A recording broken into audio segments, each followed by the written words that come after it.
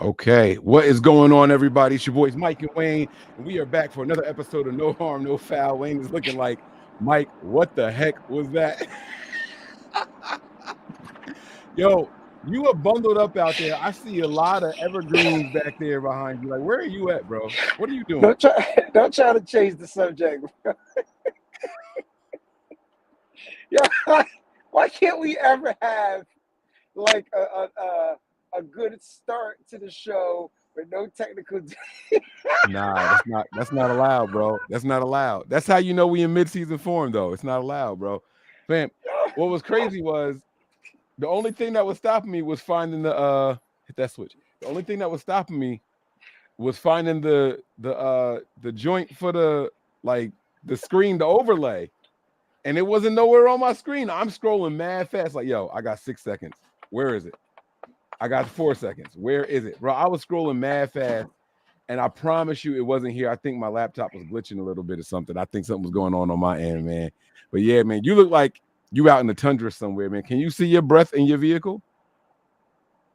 I'm trying not to keep laughing because I want to know what my facial expression was like because I know I ain't hide it. Like I know.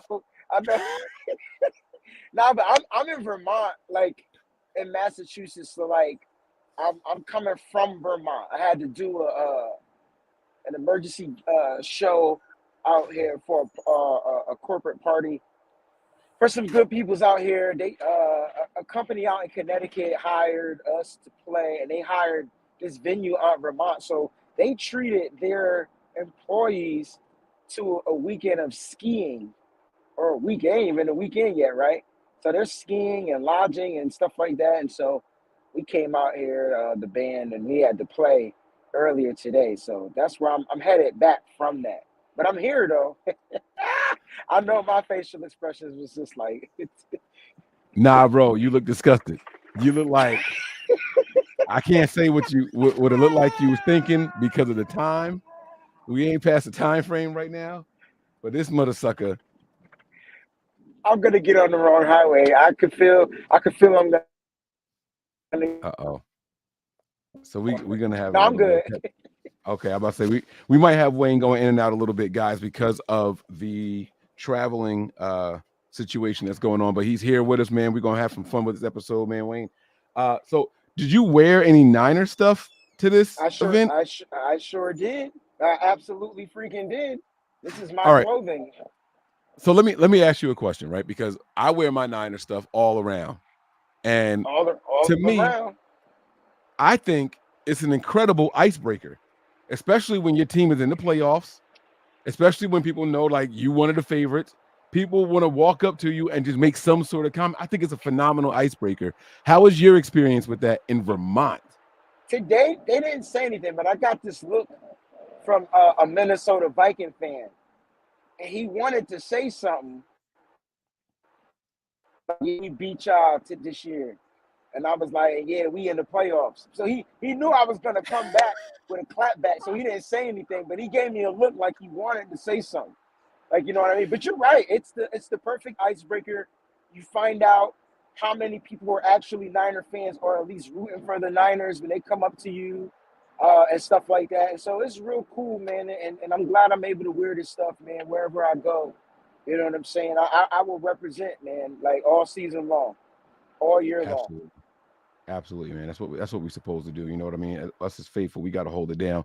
So, guys, this will be a prompt show, mainly because we have ballet today. Also, when I say we, I mean me.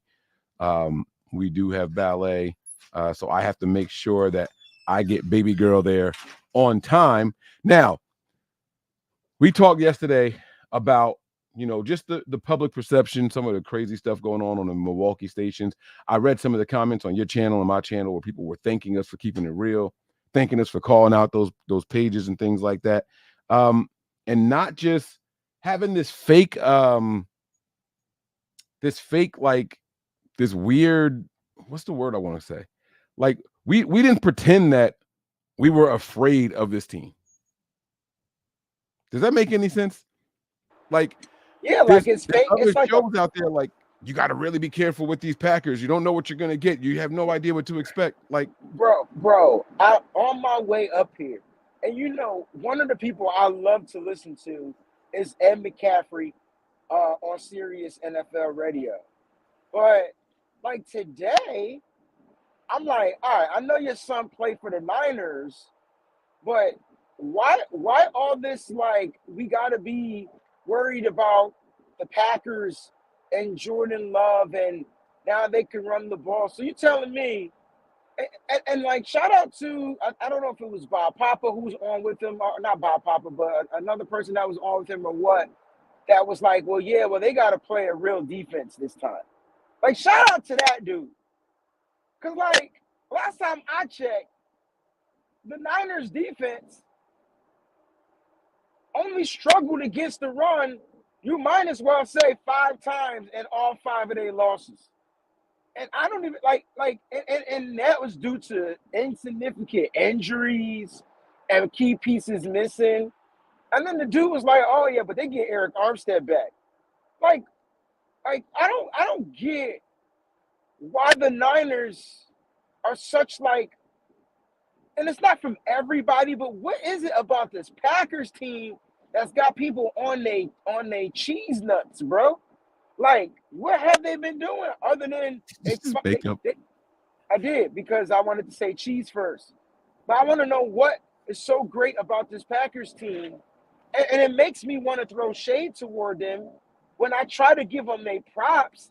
But it's like, did they forget that they're playing against the number 3 run defense, the number 5 overall defense? Like, did Hmm. they forget that they're going to, the top 3 scoring defense? Like, and I know none of that stuff matters because this is the playoffs. It don't. But at That's the the end of the difference. day, those players are still on the San Francisco 49ers. And so, Hmm. like, ain't like they went bye-bye or night-night. Like, they Right. stay here. And they Right. got extra rest because they didn't have to play in a game that didn't matter. So what that mean? So you mean to tell me this red-hot Packers team is going to come and cool off the best defense in the NFL, arguably? Like, make that make sense. Like, I don't even want to talk about what the offense going to do. Like I'm tight because they're not giving the defense credit. So you telling me them young wide receivers is gonna overpower our young DBs? Did they forget about this pass rush? Did they forget about everything? Listen, man, I like I'm You getting livid because right. it's like the Niners didn't work hard to go 12-5. That's why I wanted to win that last game. That's why that last Mm. that's why Mike that last game against the Rams and everybody kept saying it don't matter. Nah, it mattered because the way the context is flowing from the talking heads in the media, even though it was the Rams, they lost to a playoff team on their way into the playoffs. And now you got a team that hasn't lost 4 games straight.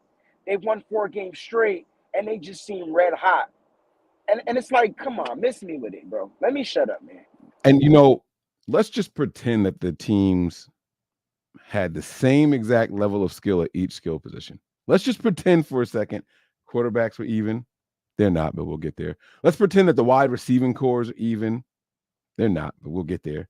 Let's pretend the running backs, since all of a sudden Aaron Jones is supposed to be so phenomenal, right? Like, let's just pretend the running backs and the running game is even. They're not, but we'll get there. Then the opposite side. Let's pretend their defensive line is as good as ours. Let's pretend that their linebackers are as good as ours. Let's pretend that their secondary is as good as ours. It's not. None of it is. But let's just pretend. The schedule alone tells you the Niners are going to win this game. I don't think people understand that the Packers played a football game on the road in Dallas Sunday night. And then from there, Monday morning, they flew back to Wisconsin. And then from there, they had to come to San Francisco or California, whether it be today or tomorrow. They're traveling again. The Niners have been sitting for damn near 3 weeks between games. Like, just think about that. Think about just the amount of rest that these players have versus the Packers players. If all things were even, just the travel time alone, the rest and health alone, the Niners are going to win this game. There's not the only way that this would go the other way is if the better team, roster, scheme, talent, was a traveling team, and you can catch the other team slipping. We aren't the Cowboys, man. Like I just don't understand how there's so many talking heads just putting them up there. Wayne, I found this website today. I was looking for 1,000 simulations. There used to be a website that would do 1,000 simulations and then post the results. I couldn't find that site. But today's website I found said 10,000 simulations. What do you think the percentage was for each team? For the 49ers, it was probably 98%. And for the Packers, it was 2%. You went from cheese nuts to super disrespectful. Here's the crazy thing. According to this site, in 10,000 simulations, the Packers won this game 56% of the time. That's more than the Niners? Yes. And the Niners were down at 44%. But how is that even possible? They must have done, I really think this was like a coin flip website. It can't be, even if it's a coin flip. Like, it don't even make sense. Look, I got to do the Madden challenge tonight, right? But look, all I'm saying is, I get that the Packers are hot, or they got a 4-game winning streak, and they beat Dallas Cowboys. I'm like, congratulations, right? Cool, no problem. At the end of the day, when on that schedule had they even faced a team like this?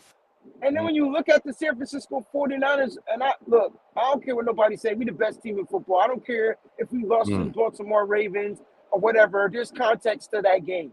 There's mad context to that game. It's not like it was a bam, thank you, man. Like, we literally made a bunch of mistakes, and we were still in that game. And all we had to do literally was run the ball and keep us in the game, keep that defense honest, and we probably could have won that game. But that's not how it was planned out to be, and we took that L, just like we took the L in Cincinnati. People keep thinking we got our asses whipped against the Cincinnati Bengals. Nah, it was one turnover. It was the Brock Purdy interception to that defensive lineman, and then all of a sudden, it flipped the script. Like, that's what it was. And then we just changed the way we play football. Like, the whole mentality changed. Like that, like, that's the only way we lose games, when we literally just change the script because we're nervous. Well, we got to throw the ball. Nah. When I look at this game, it's going to come down to these two quarterbacks, and I like that.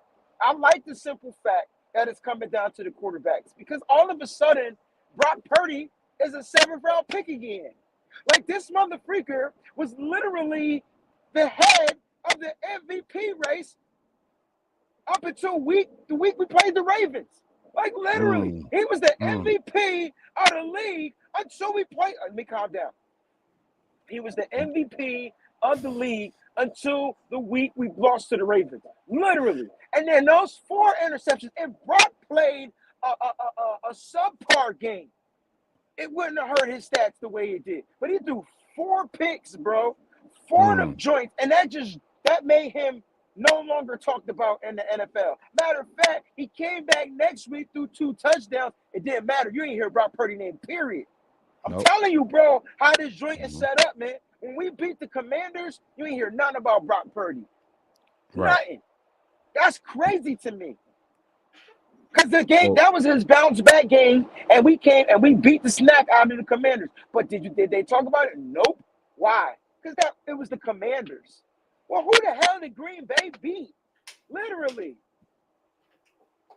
All right. Well, I think, much like what you think and what you just insinuated, this game is largely going to come down to the success or failures of their quarterbacks.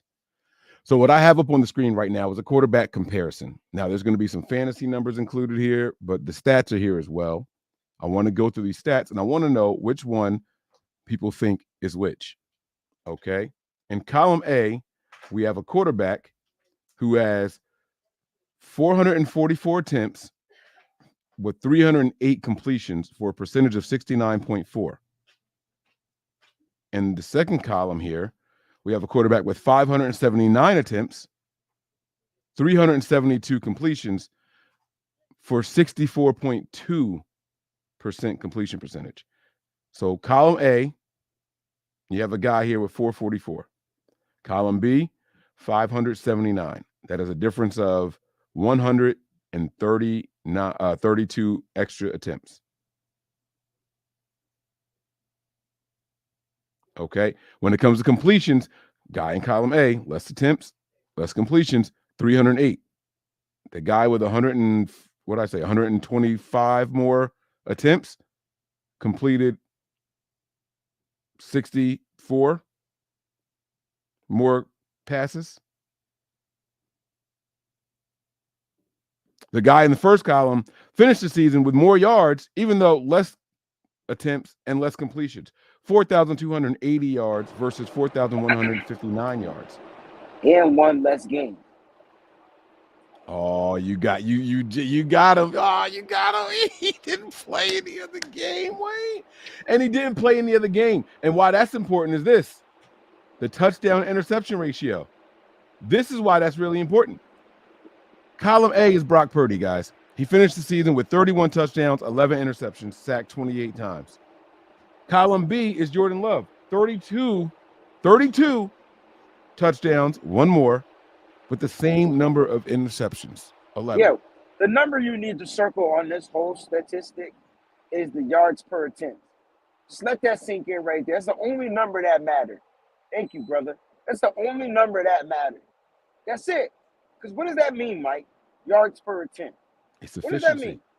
Thank It's you. efficiency, man. And at the end of the day, that's why I don't understand what's going on. I just watched this lady, and I don't know her name because she irrelevant. But she on the Rich Eisen podcast network or something.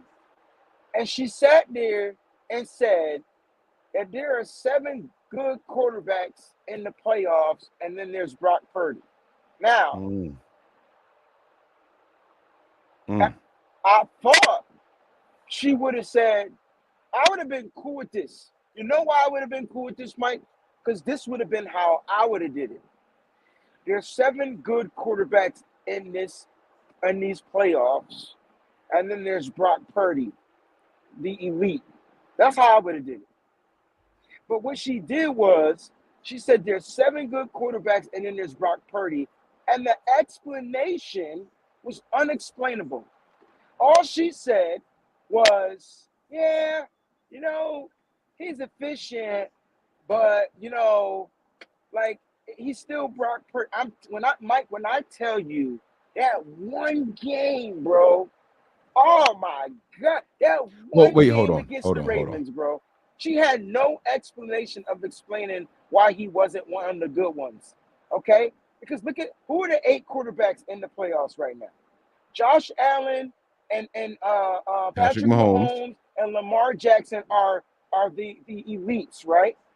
Okay. And then you got the next tier: Jared Goff, Baker Mayfield, Brock Purdy, okay? And then you got CJ Stroud, the rookie, and who am I missing? Jordan Love. And Jordan Love. So you mean to tell me that Brock Purdy is below them cats? Nigga.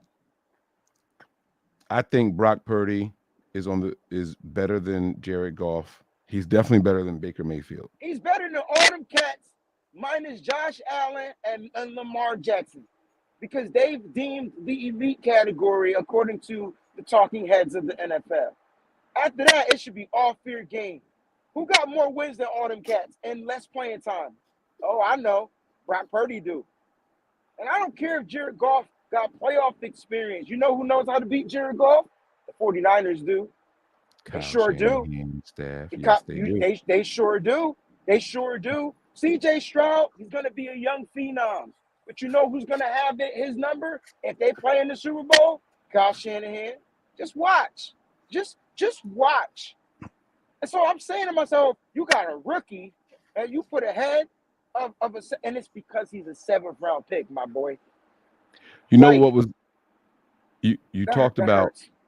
No, don't be hurting. Look, right? You talked about yards per attempt, but this one right here, I don't know if you can see the stat. It says snaps, right? And I think this snaps take is super duper important as well. What the heck just happened? I hate computers sometimes. I think the snaps is pretty important. I'm gonna tell you why. While this is a fantasy football site,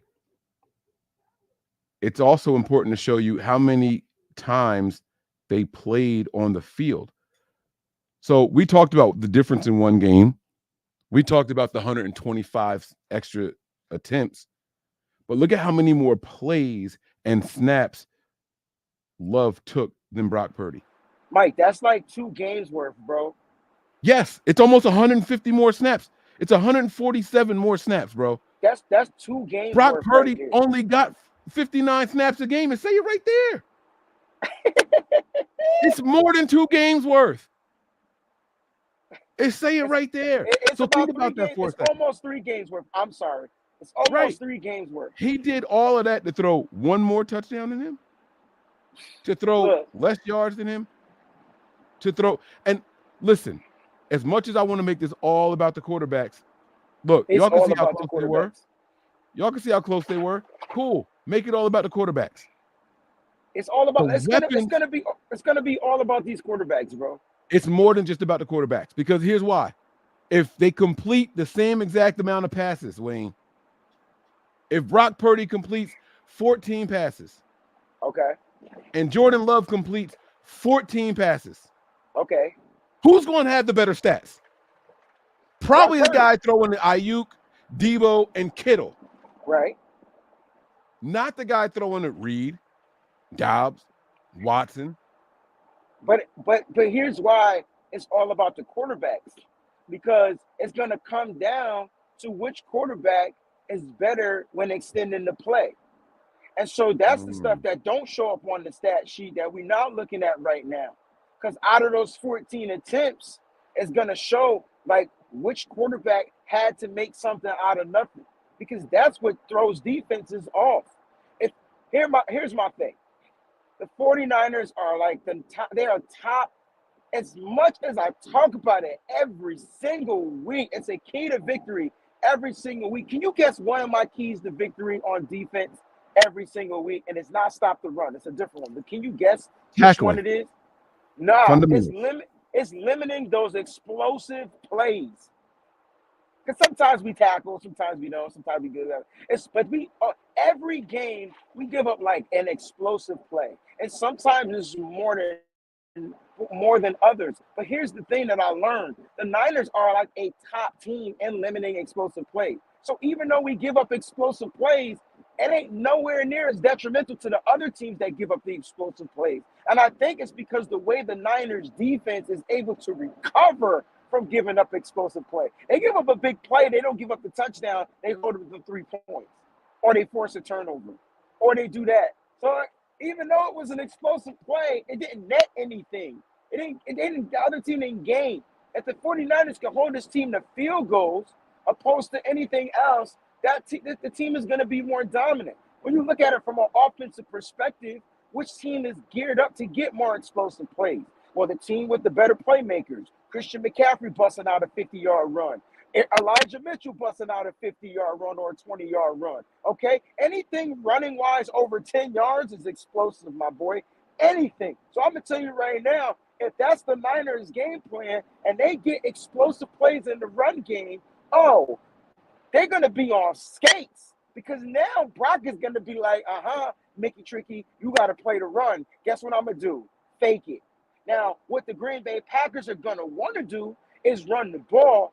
In order for Green Bay to activate play action pass, they got to get successful runs from their run game.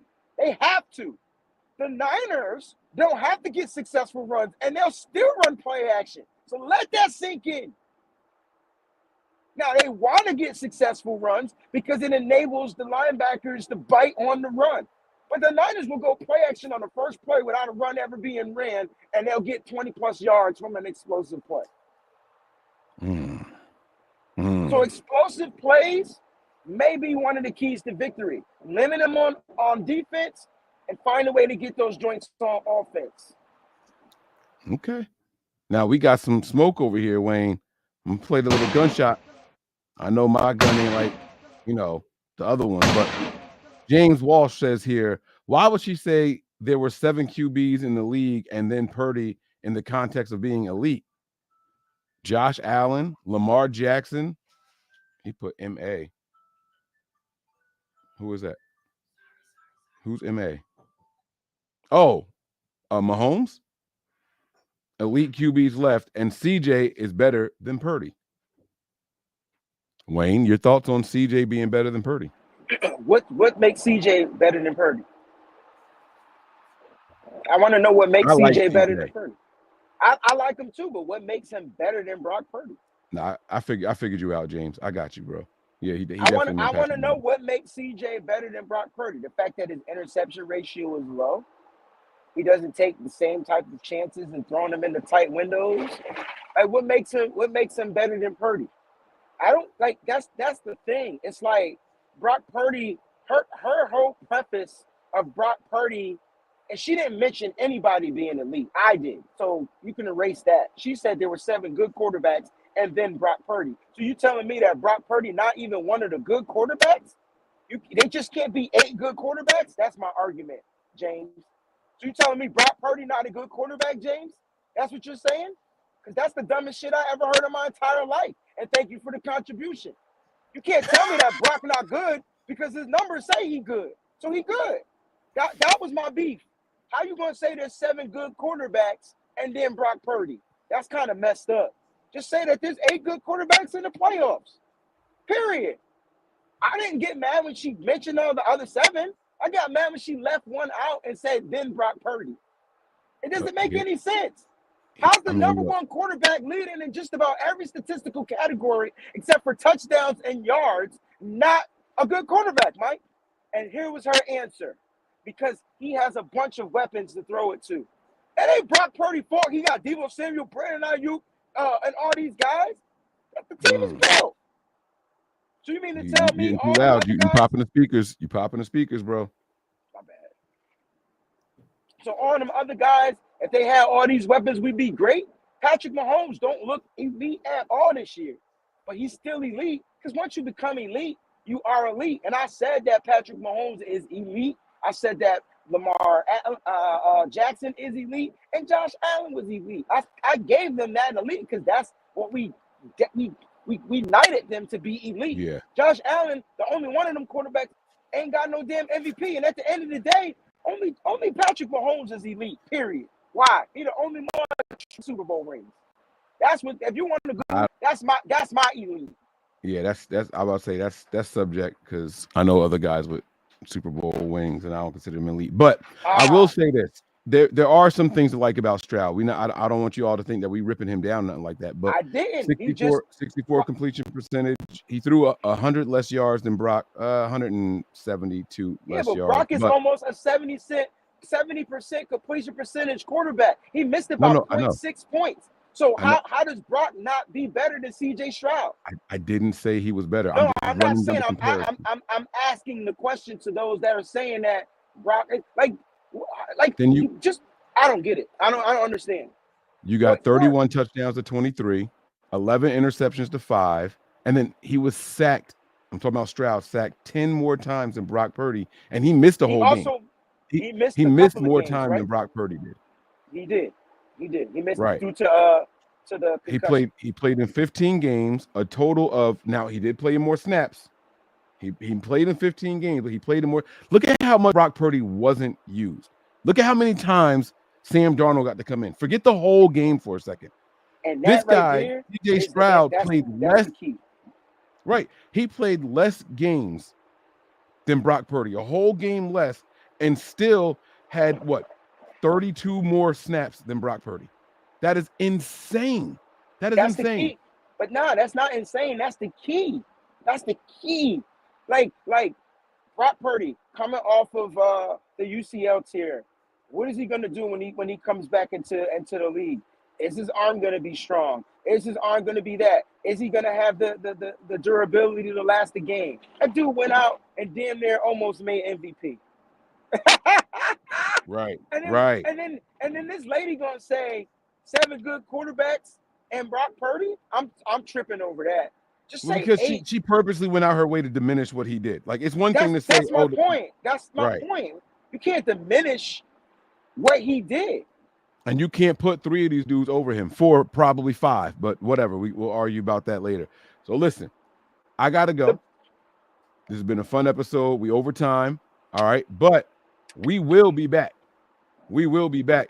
Uh, this wasn't much of a game for you. I want to talk about the trenches and all that stuff, but we still got tomorrow, man. We in playoff mode now, y'all. We went from bye week to playoff mode. We're gonna be talking about this a lot. And there's some key matchups that we want to go over and all that. We're gonna highlight all that, guys. We will talk to y'all soon. We're gonna get up out of here. Wayne, man, drive safe, get to your destination safe. Both hands on the wheel, both feet on the. Nah, never mind. I can't stand people who drive with both feet. You ever see people who drive with both feet and it's not a stick shift? Scary as hell, but don't do it. So, guys, we're gonna get up out of here. We appreciate y'all. Thank y'all for the super chats. Thank everybody who participated in the show. Up, there's one more here. He says Brock Purdy is good. He's been very good. Like you, I've watched football a long time. I just meant CJ is a QB who will compensate for a subpar roster in a way I don't think Brock Purdy could. Just my opinion. and see, that's fair, but again, that's because you've seen CJ do it. But let's not act like Nico Collins is subpar. Let's not act like their running back David Singletary is subpar. These aren't subpar guys. They were subpar in the systems that they played in. Nico Collins needed to be utilized and activated and healthy. They drafted Tank Dell, who was the best receiver coming out in the draft, in my opinion, because I watched him at the Senior Bowl, but he couldn't stay healthy because they dumbass coach decided to let him block on the goal line. But you're right. His roster is nowhere near as stacked as the 49ers roster, and he's playing dynamic football. I'm not diminishing CJ for that, but Brock Purdy is damn near elite, like literally. CJ is showing potential, but CJ Brock was a Purdy. first pick in the draft, and Brock Purdy was picked 2,785. It don't matter if he got great players or not. He ain't supposed to be playing good. You drafted No, 2,785, Wayne, bro. Wayne, Wayne. Okay, I got you, big dog. Y'all got my man Wayne going the F off. No team is safe when the Niners are on the prowl. Oop, wrong one. I'm Mike. That was Wayne. And this has been No Harm, No Foul. Peace.